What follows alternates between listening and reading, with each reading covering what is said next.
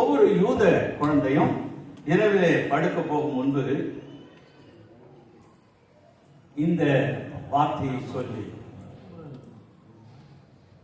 பிதாவே உம்முடைய கரங்களில் என்னுடைய ஆவியை ஒப்புவிக்கிறேன். ஏனென்றால் தூங்குவது என்பது சாவது போல, உறங்குவது போலும் சாக்காடு. திருவள்ளுவர் சொன்னார், உறங்கி விழிப்பது போலும் திறப்பு. ஏன்னா நைட்டு படுக்க போறவங்க காலையில் எழுந்திருப்பாங்களான்னு சொல்ல முடியாது.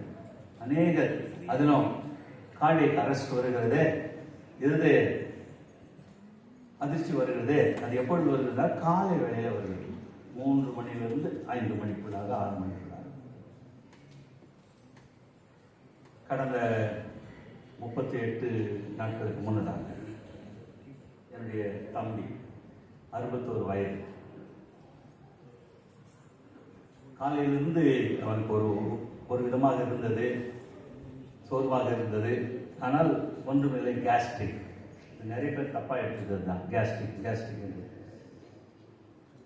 4:30 அளவில் ஹாஸ்பிட்டலுக்கு போகலாம் என்று சொல்லி அழைத்து கொண்டு, மணிப்பால் ஹாஸ்பிட்டலுக்கு அழைத்து கொண்டு போனார்கள். இன்னும் 1 கிலோமீட்டர் 1.5 கிலோமீட்டர் இருக்கும். அப்பொழுது அவனுடைய தலை சாய்ந்தது. 61 வயது தான். பெண் பிள்ளைகள் 2 பேர் இன்னும் திருமணம் ஆகவில்லை. தாயார் இருக்கார்கள், சகோதரர்கள் இருக்கார்கள். ஆனால் இவர் மறித்து சொல்ல முடியாது. எப்பொழுது என்ன நடக்குது என்று, உள்ள என்ன நடக்குதுன்னே தெரியாதுங்க. நேற்று தினத்தில் செங்கல்பட்டில் என்னுடைய மகனுடைய நெருக்கமான நண்பர், அவருடைய தகப்பனார் இறந்த 11வது நாள். வரும் வழியிலே செங்கல்பட்டிலே அவருடைய வீட்டை கடந்து போகிற பொழுது அவரை பார்த்துட்டு போகலாம் என்றால், அந்த இடத்துல நிறைய ஒரு பந்தல் போடப்பட்டிருந்தது. படம், சிறப்பு படத்திற்கு இந்து முறைப்படி என்ன விஷயம் அப்படின்னு போய் கேட்டேன். அந்த தாயார் சொன்னார்கள், என்னவென்றே தெரியாது, திடீரென்று அவருக்கு உடல்நல குறைவு ஏற்பட்டது. சோதித்து பார்த்த பொழுது அப்பொழுதுதான் தெரிந்தது, 4ஆம் கட்டத்திலே கல்லீரலிலே அவருக்கு கேன்சர் வந்திருந்தது. உள்ள என்ன நடக்குதுன்னே தெரியாது. அதனால ஆரோக்கியத்தை பாதுகாத்துக் கொள்வது மிக மிக அவசியம். அதில் ஊழியர்கள், கடவுளுடைய ஊழியர்கள் நிச்சயமாக கவனமாக இருக்க வேண்டும். வயதான மூப்பர்கள் கவனமாக இருக்க வேண்டும். நேரத்துக்கு சாப்பிட வேண்டும். வேலை வேலை என்று, கடவுளுடைய ஊழியம் என்று அசட்டை பண்ணக்கூடாது. வாலிபர்கள் கூட அப்படித்தான். உடலை வருத்தக்கூடாது. நோன்பு என்பது என்ன, ஒரு பொழுது என்பதை எத்தனை பேர் இருந்திருக்கிறீர்கள்? யாருமே இல்லை. ஒரு பொழுதுதான் சாப்பிடாம இருக்குதுமா. கொஞ்சம் பேர் என்ன, பாதி பேர் கொஞ்சம் பேர் சாப்பிடுவீங்களே தெரியல. இப்படி செய்கிறவங்களா, இப்படி கையை தூக்குறவங்கலாம் ரொம்ப சாப்பிடாதவங்க அர்த்தம். இப்படி அறையாருன்னா கொஞ்சம் கஞ்சி மருத்துவம் குடிச்சிடுறேன் அப்படின்ற மாதிரி. ஆண்டவருக்கு என்று நாம் ஒதுக்குகின்ற காரியங்களை ஒதுக்கித்தான் தீர வேண்டும். அதற்காக ஒரேடியாக நம்முடைய உடலை கெடுத்துக் கொள்ள வேண்டும் என்ற அவசியம் இல்லை. சில பேருக்கு ஹைப்போகிளேசியஸ் என்று சொல்வார்கள். சர்க்கரை குறையும்.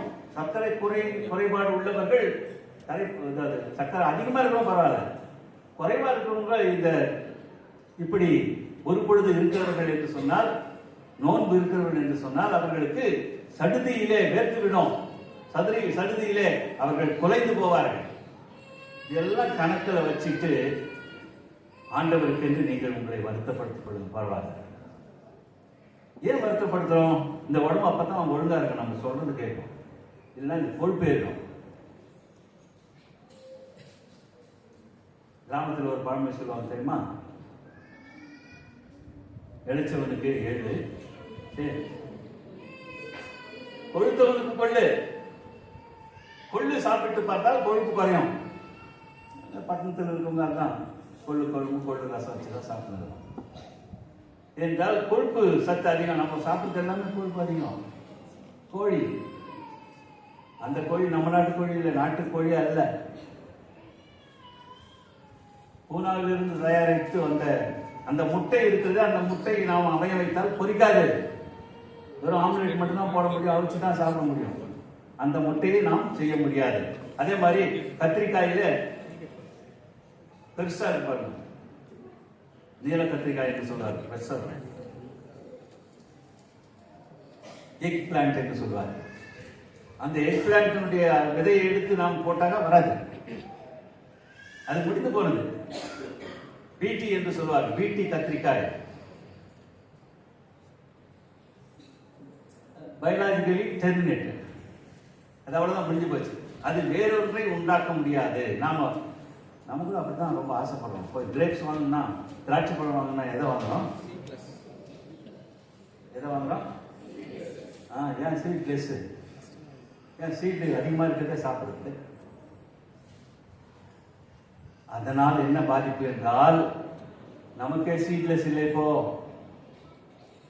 எங்க பார்த்தாலும் செயற்கை கருத்தரிப்பு, IVF.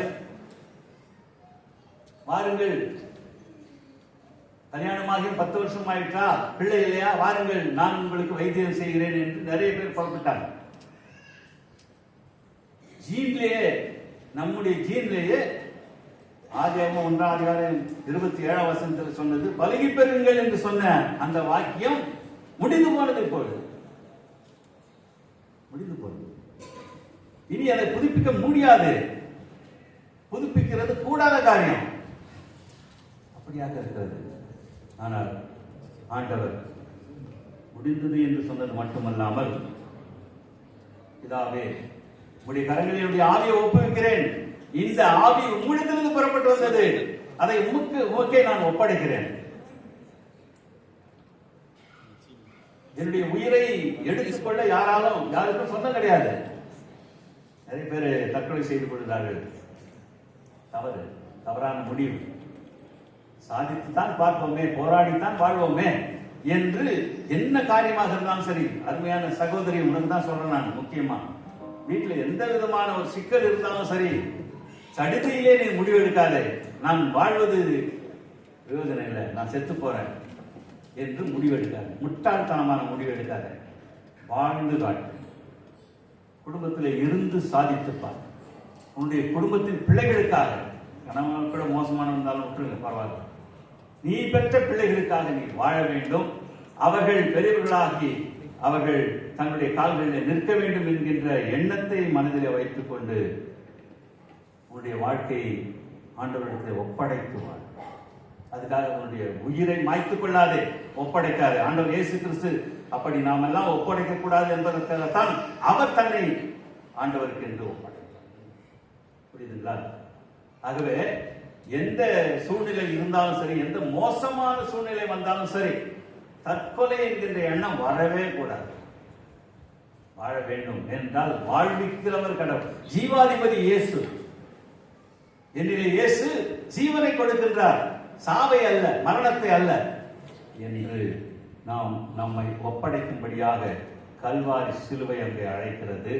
அதனாலே இந்த பாடல் பாடுகிற போது கண்களை மூடி ஆண்டவரை நோக்கி நம்மை அர்ப்பணிப்போமாக.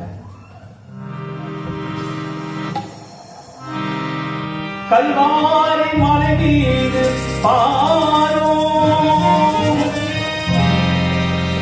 கண்ணீரின் கதை கேட்க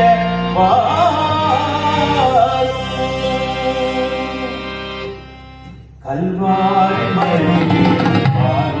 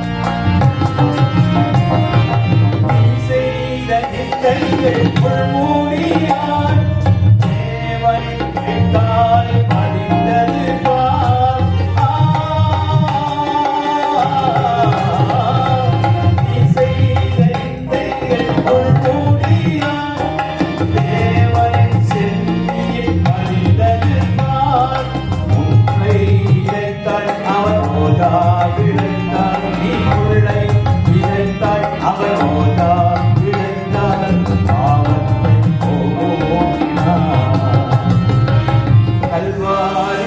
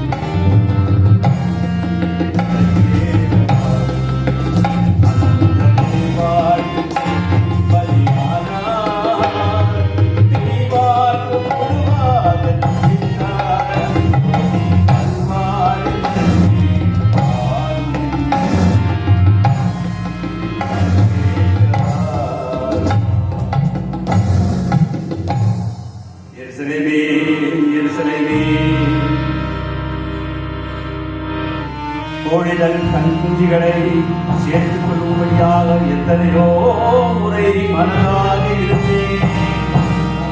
உங்களுக்கோ மனமில்லாமல் போனது. பச்சை மரத்துக்கு விதமாக செய்யப்படுமானால் பட்ட மரமாக உங்களுக்கு எப்படி செய்யப்படும் என்பதை யோசியுங்கள்.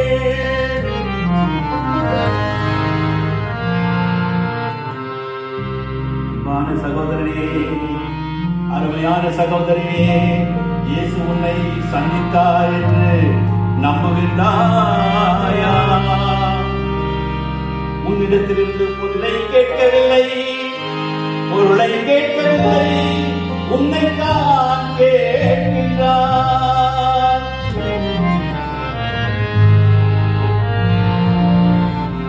ஒன்று செய், அதனை நன்றே செய், அதை இன்றே செய். ஒப்படைப்பாயா உன் இருதயத்தை ஆண்டவருக்கென்று ஒப்படைப்பாயா?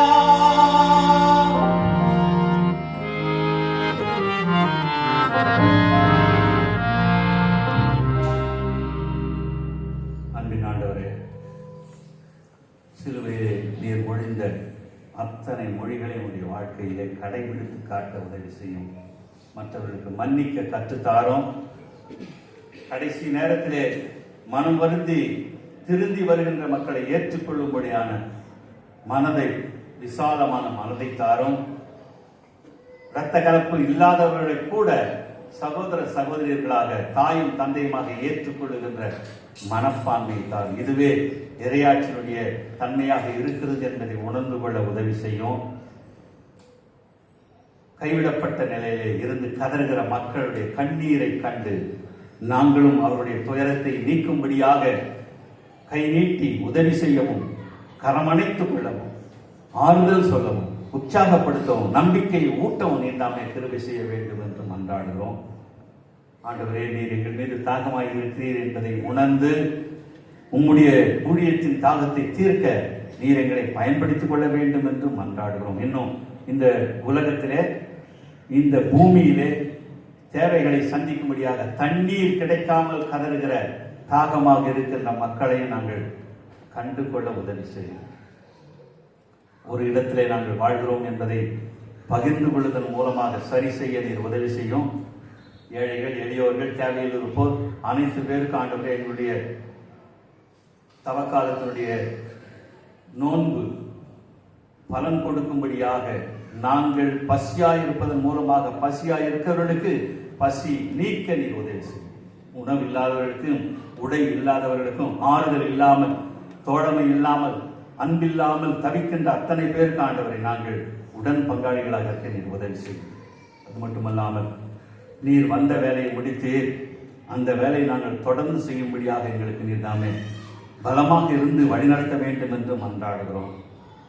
எல்லா நேரங்களையும் உண்மையான ஒப்படைப்பிலே வாழ, ஒப்புக்கு அடைப்பல்ல, உமக்கு ஒப்பாக நாங்கள் வாழும்படியாக வாழ்வதே உண்மையான ஒப்படைப்பு என்பதை உணர்ந்து கொள்ள நீர் உதவி செய்யும். ஆசீர்வதியும் ஆயர் குடும்பத்தாரையும், மூப்பர்களையும், மனையக்காரர், இன்னும் பரிபாலன குழு அங்கத்தினர்கள், செயலர், பொருளர், பெண்கள், ஆண்கள், வாலிபர், சிறு பிள்ளைகள், அனைத்து பேரும், படிக்கின்ற பிள்ளைகள், வாலிபத்தில் இருக்கிற பிள்ளைகள் அனைத்து பேரையும் ஆசீர்வதிக்க வேண்டும் என்று மன்றாடும்.